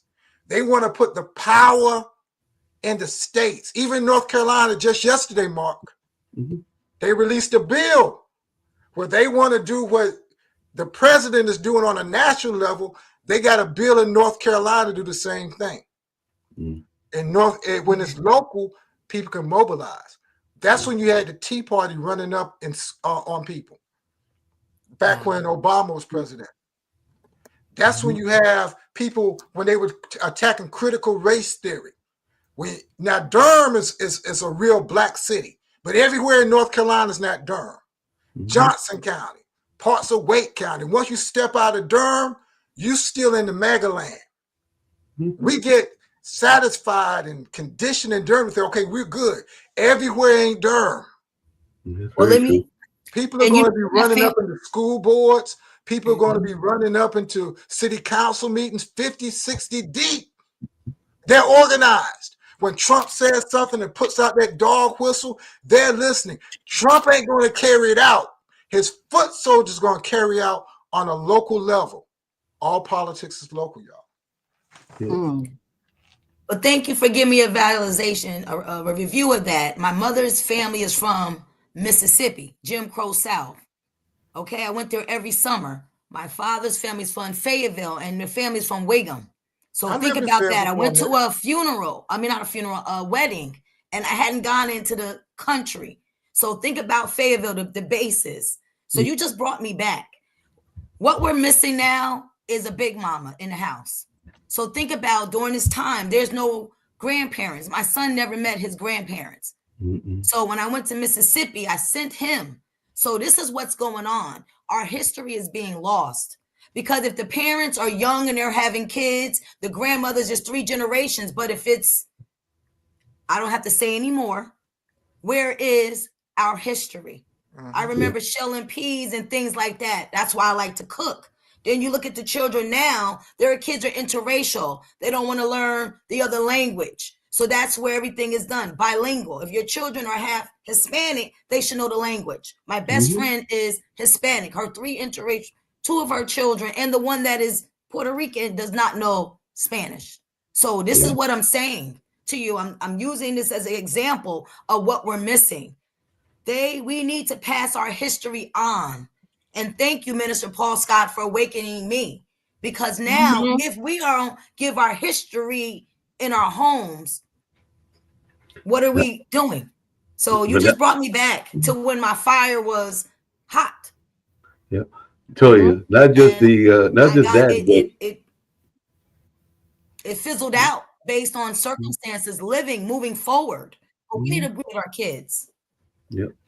But the other thing we've got to do, and Mrs. Scott, I know you are aware of this as well, is that You talk about politics being local.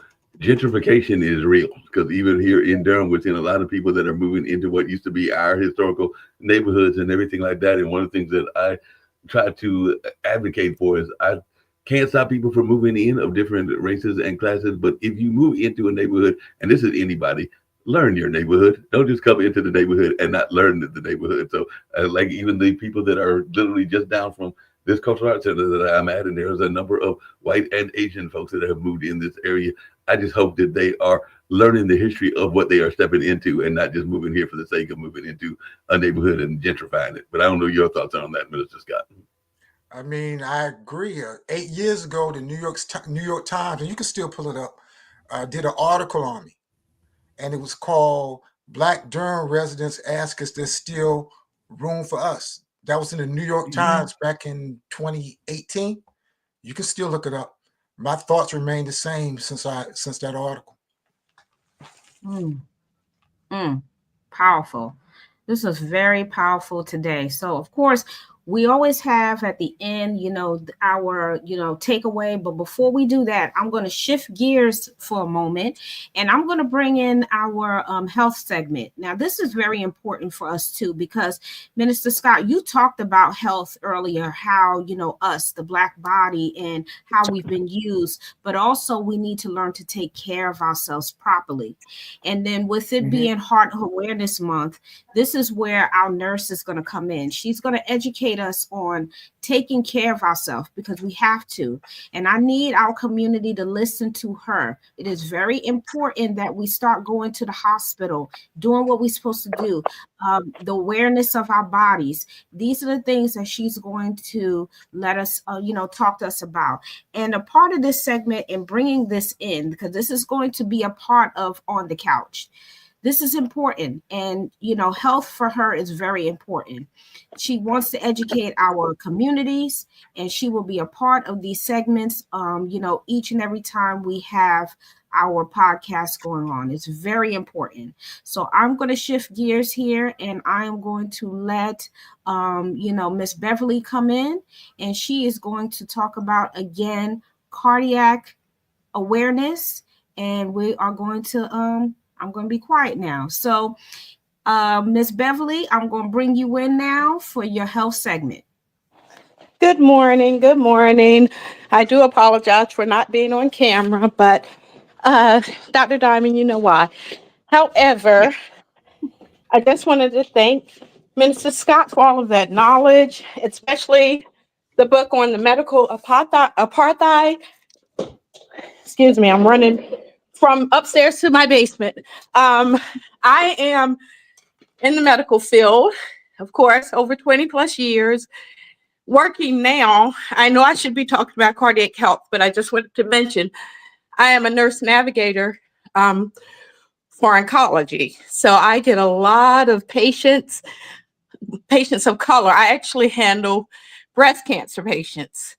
And I would say out of all of the women of color, I would say at least 90% have triple negative breast cancer, which is alarming.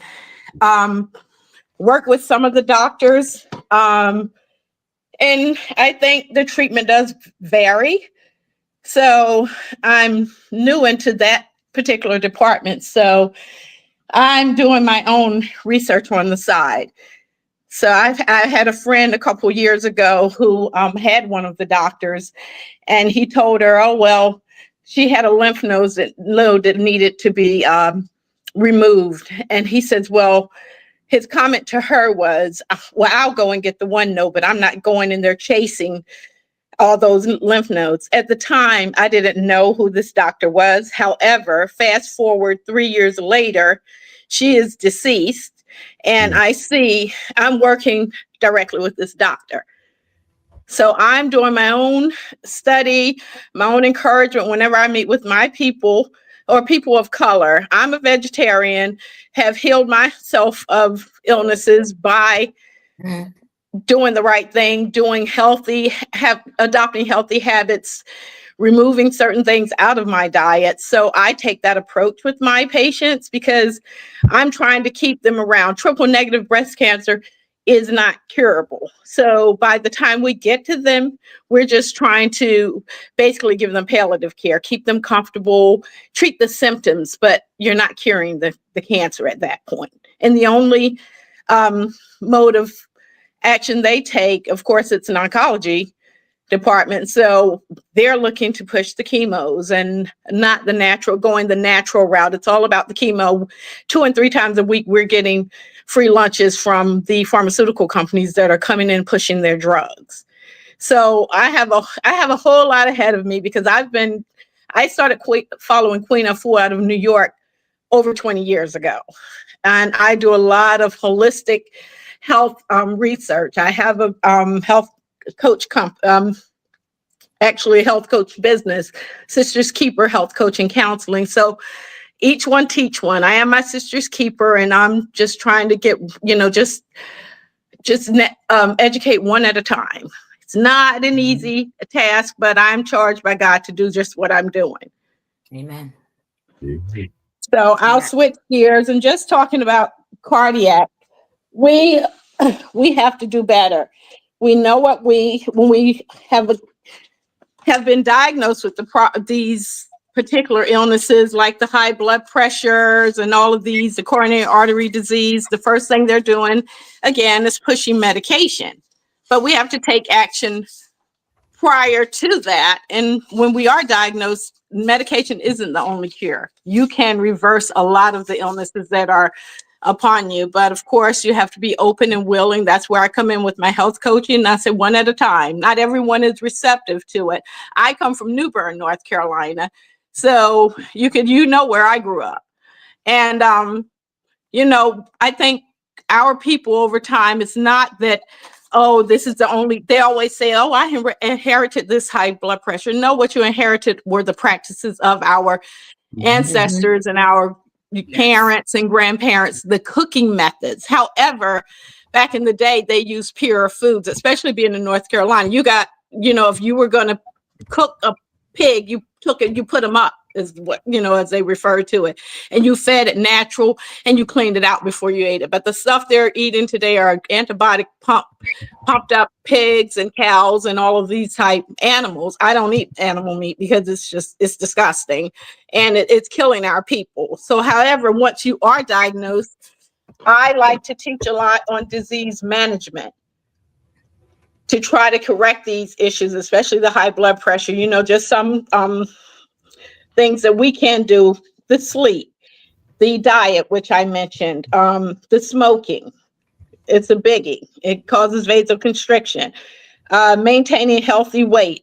A lot of our people are overweight because of our diet and the sedentary lifestyles, which leads me to becoming more active. Which you need to control your cholesterol, managing stress. In this society, it's not so easy to manage stress because we know the world that we're living in.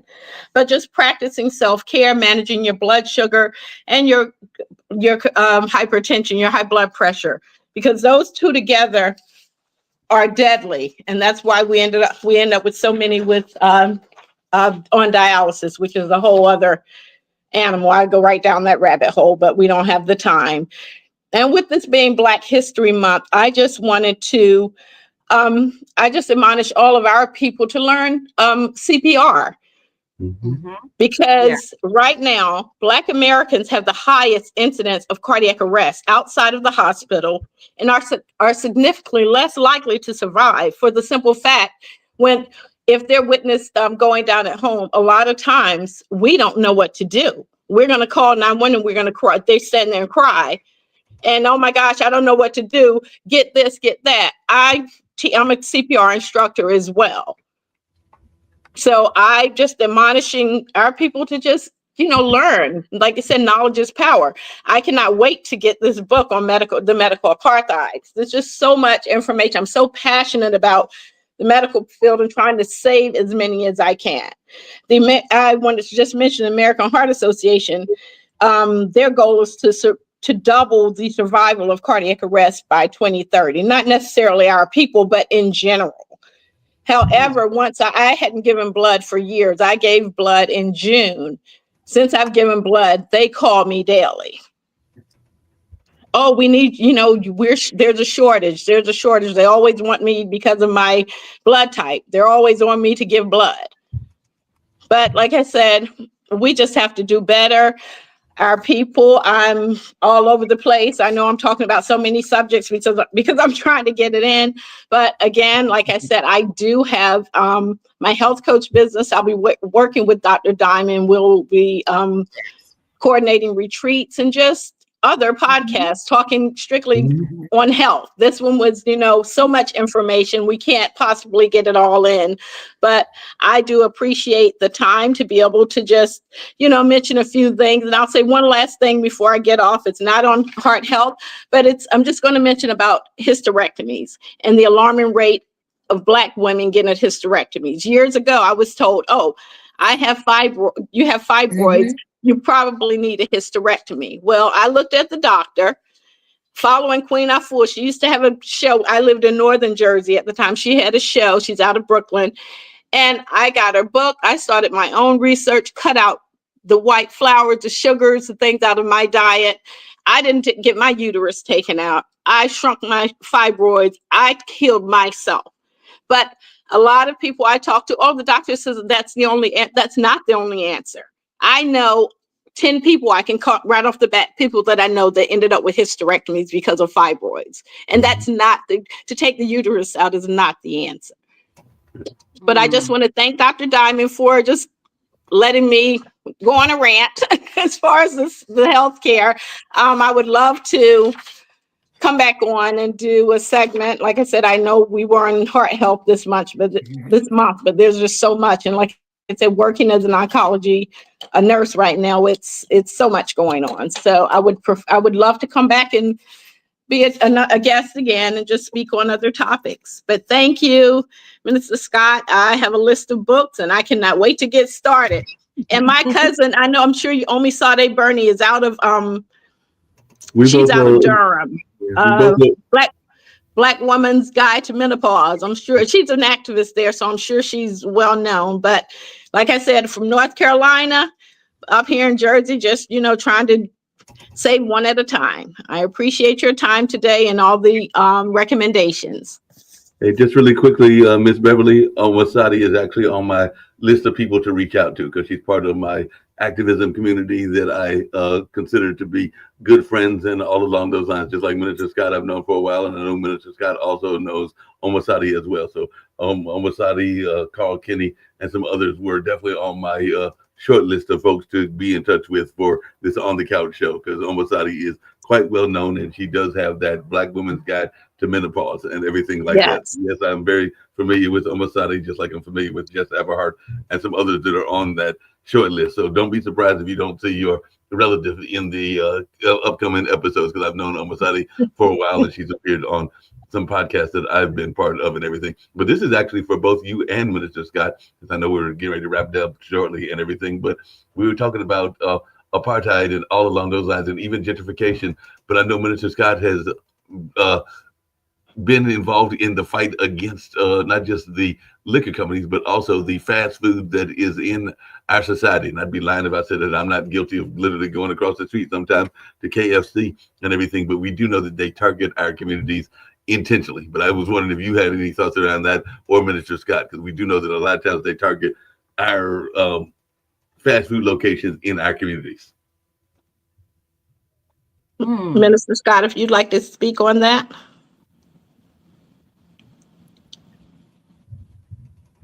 You are mute. Minister, you're on mute. Sorry, but I was so intently listening to what Sister Beverly was speaking. I forgot. I wanted to put it on mute to make sure I didn't interfere. But yeah, but the closest I got to dealing with that subject was energy drinks. Mm-hmm. And that was basically the marketing of the way they marketed certain energy drinks. You know, energy drinks are high in sugar. They were pushing an energy drink called Legal Lean. And if you listen to New Orleans hip hop and Lil Wayne and Cash Money, you know what lean is. That's when you mix cocaine with alcohol. So they call that an energy drink. And also the pimp juice was also an energy drink. So just like was said earlier, It's all about marketing. It's the way things are marketed to our community. That's my interest. Absolutely. And when you mention, the foods like the yogurts, they would push the yogurts and all of this stuff. And then they come, uh, the Susan Komen, G. Komen, that's one of the, the breast cancer initiative awareness committees. And that was funded like by Yoplait and all of these, like the Yoplait yogurt. I'm just using that as an example. High in sugar, but it's yogurt, it's good for you. They just, if it has any like type organisms, or they're saying, it's good for you. It has the acidophilus, all of these things in it that can cure the gut. They push this yogurt. That Yoplait yogurt is no more good for you than a soda is, but that's what they push. But most of these companies and these committees and these foundations like that in particular are founded by the bigger companies that are putting out these products. So they push their marketing, their foods, because they're getting kickbacks from it. You know what I'm saying? So I follow Dr. Bobby Price, Dr. Holistic on Instagram. But like I said, Queen of Food, just look up holistic health and start reading for yourself, just starting small. Sugars, white flour, a lot of things cause inflammation. Inflammation causes pain. And if you would, a lot of people, I got to take this pill because the doctor said I have to take this pill. It'll help me, this pain pill. Well, no, if you modify your diet, let's go down the list and modify your diet. We can relieve a lot of that pain by just getting rid of decreasing the inflammation. So when I have clients come to me for, my health coaching business, the first thing I do is have them keep a food diary for a week. And let's look at the products you're eating. Now, I'm not saying everybody needs to give up meat, because that's my choice. And, I try not to judge others, but I know what works for me and I know what can prolong my life. It's not even about longevity, but it is about a quality of life. And my sister being one is probably on, I don't know how, at least 20 medications. I see our people on all these medications, and how it's not like one's going to take one road, another's go, I'm just going to target this. No, this stuff is all mixing together. You have to push your fluids to rid your body of all of this. It just builds up and you have other issues, and it's just, like I said, I'm so passionate about just improving our health, because we're dying at alarming rates. I'm in a cancer center and I'm seeing a 90-year-old coming in for cancer treatment.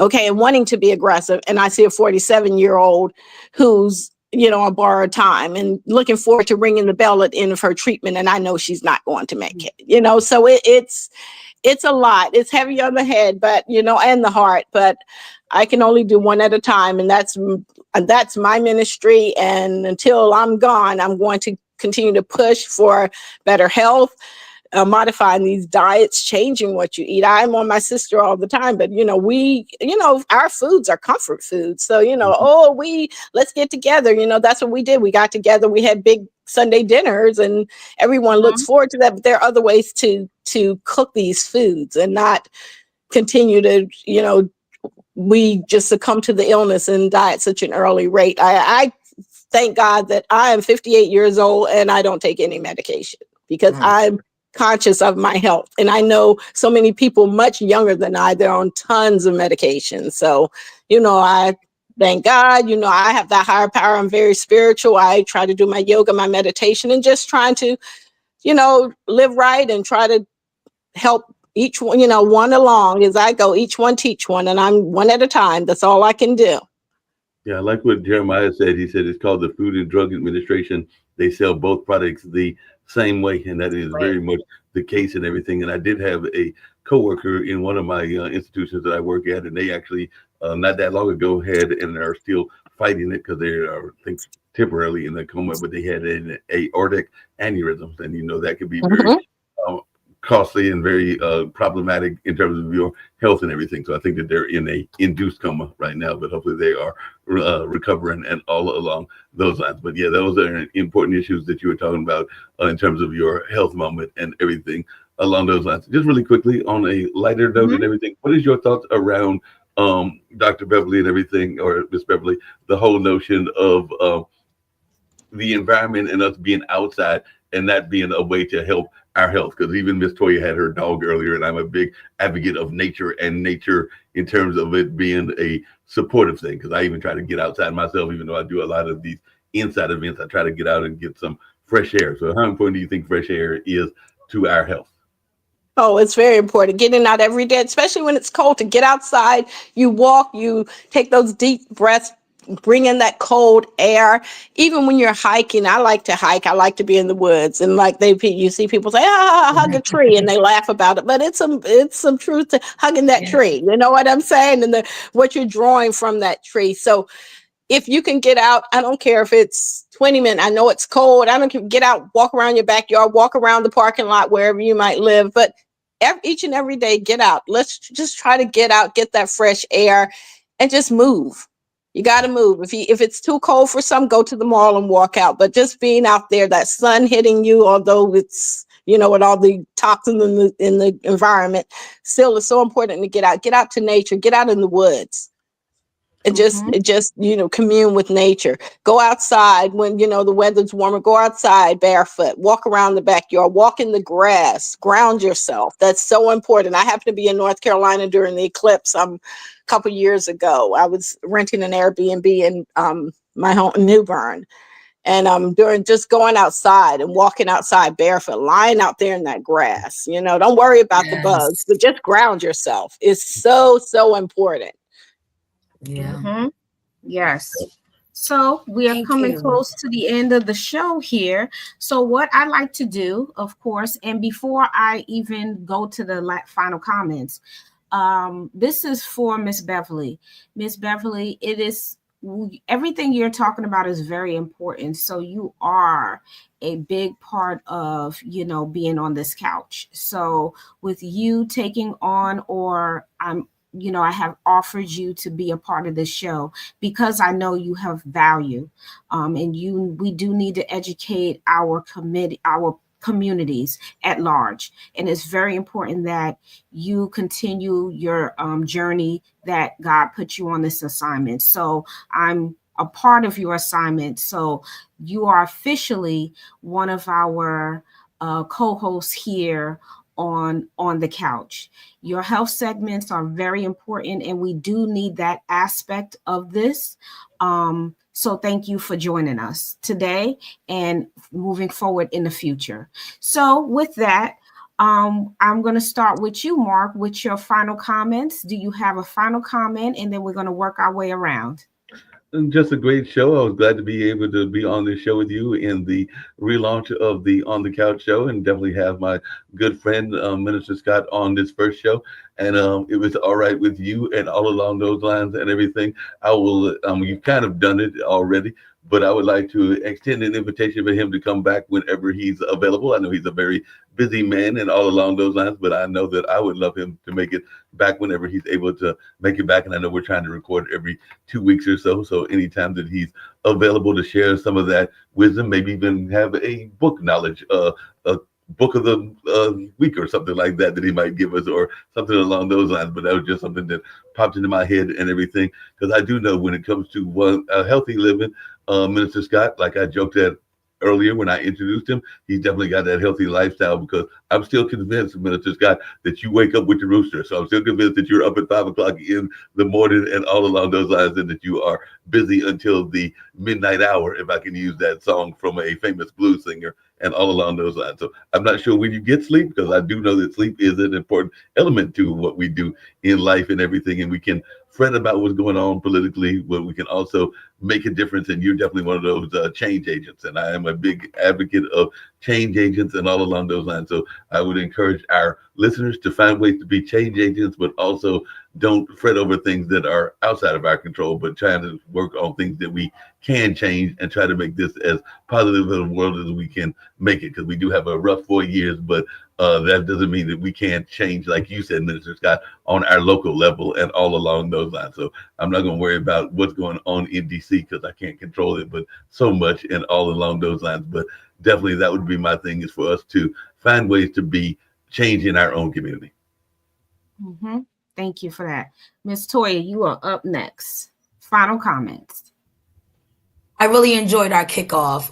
It is February and it was well planned out. It really made me go back to my village that got me here. I started out country girl, and now I can see that everything that was instilled in me, even though at times I feel I was shrunk, but now you gave me the platform to really dig deep down to see how I got here today. Having a grandmother who was there, and because my mom died at such a young age, I had to go to Mississippi every summer.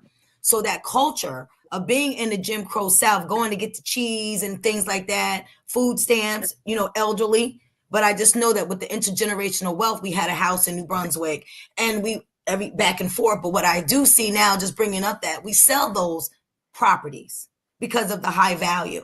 So now if we would keep that land and things of that, then that would be our intergenerational wealth where we just pay taxes on it.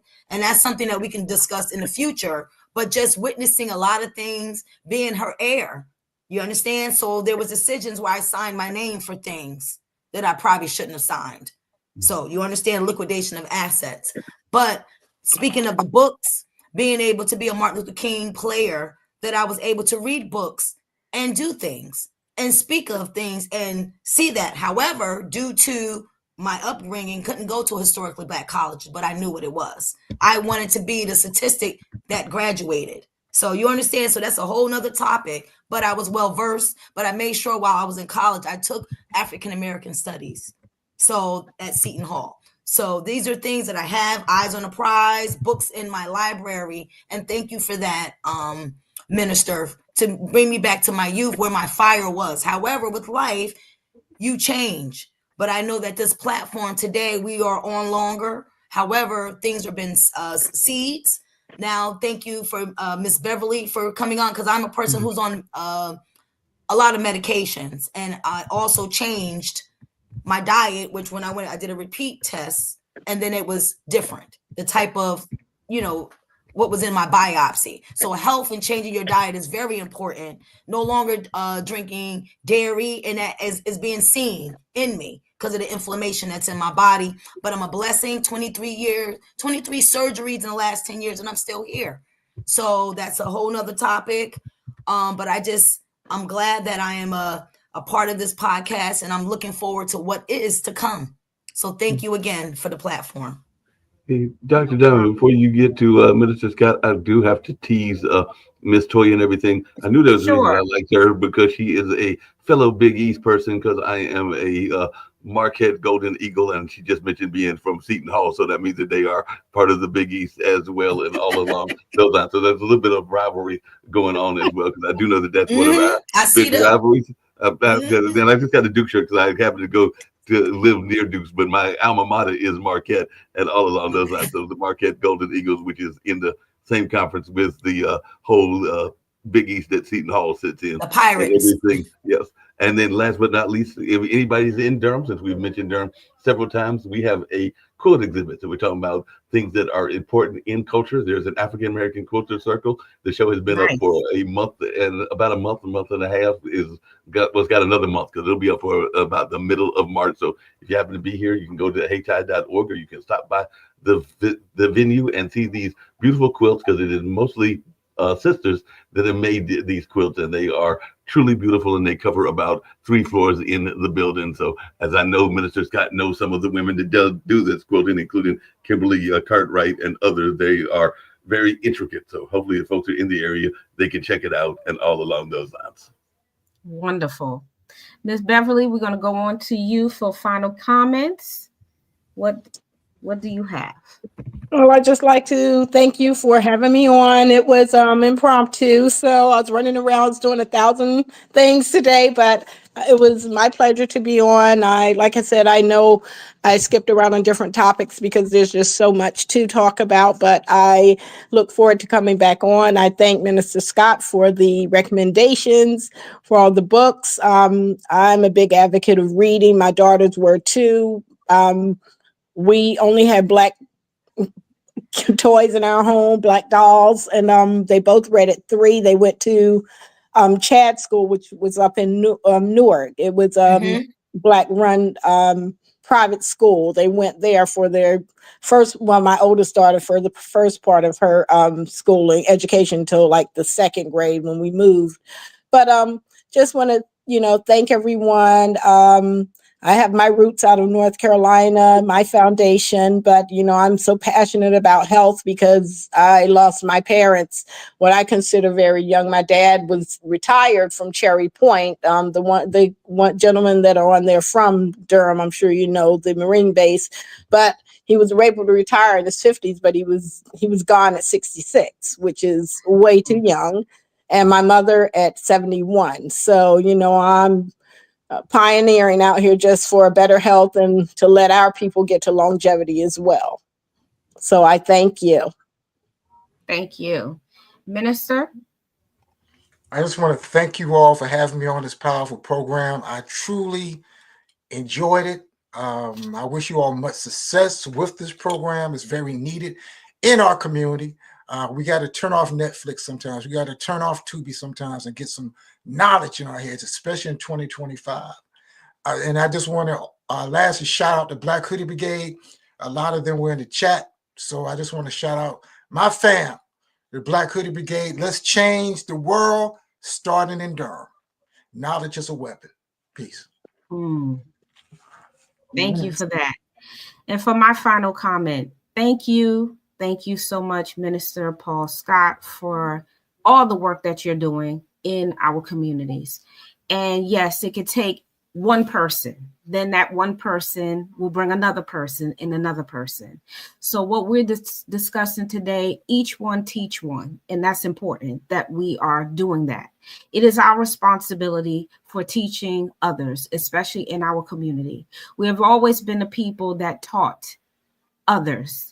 We were communal people, and we're still the same way. It's just that we got to reach back and start really doing that, like bringing that back in. Understanding distractions, as you talked about today, but focusing on what the prize is. What is the prize? The prize is the knowledge that we obtain from each other, and take that and utilize it as a weapon. That weapon would be that there's nothing you can do with my knowledge and my power that I have that's going to make me move forward. And that's what I got today. I was able to understand, again, everyone knows why we should read, but now you gave me more. Why should we read and take that knowledge and utilize it in the most powerful way as possible? So understanding the books over bullets, now I understand why that statement or that is made, because if we can move away from the violence, we can move away to positivity and moving forward as working as a collective group, because that is important to us. Also, for those that's in the comments, yes, your Black Hoodie Brigade, we are thankful that you showed up today and showed out. All of the comments that we received, and everyone that is listening to us. And we are back, and we're powerful, and we're going to keep moving forward with the knowledge that we need to drop every 2 weeks. It's very important that we do that. That is our task. That is our job. And bringing together this group of knowledgeable people is something that I had to do. Like Beverly talked about, we never know what God gives us as an assignment.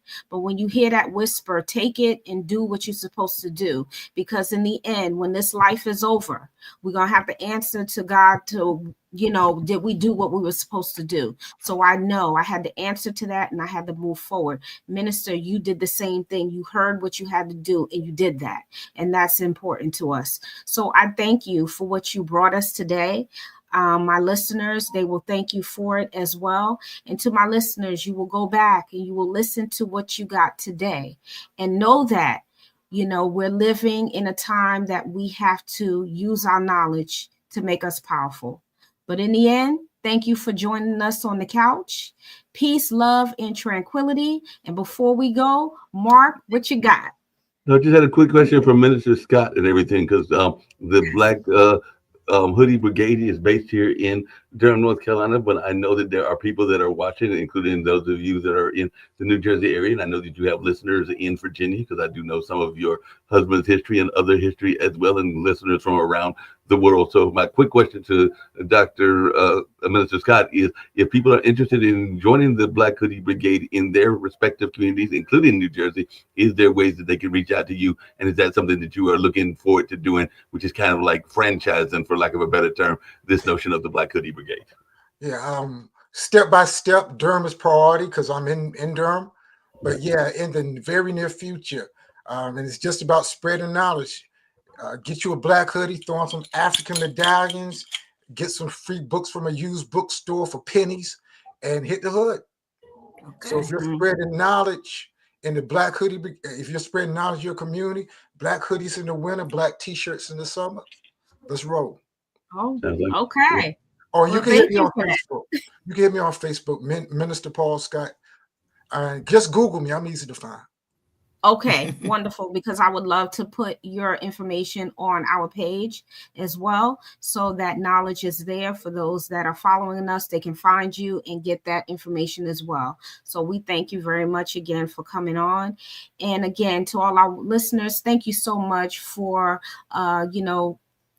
sticking with us. Thank you for the relaunch. For those that, we all a part of this. So the relaunch was wonderful, and having you on today was wonderful.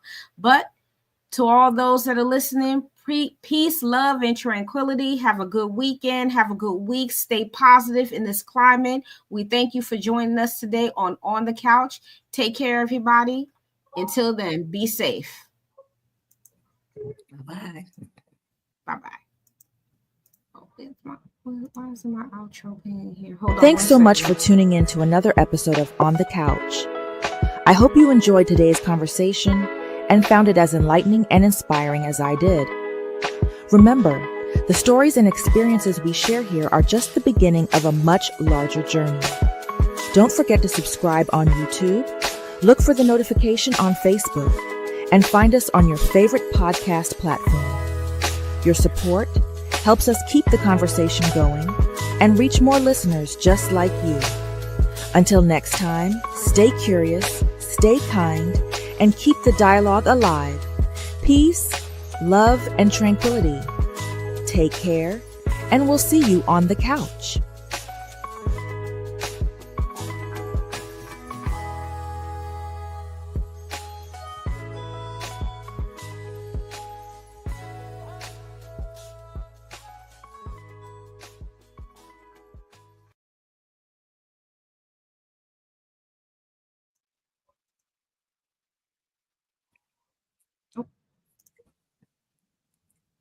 Are you cutting us off or?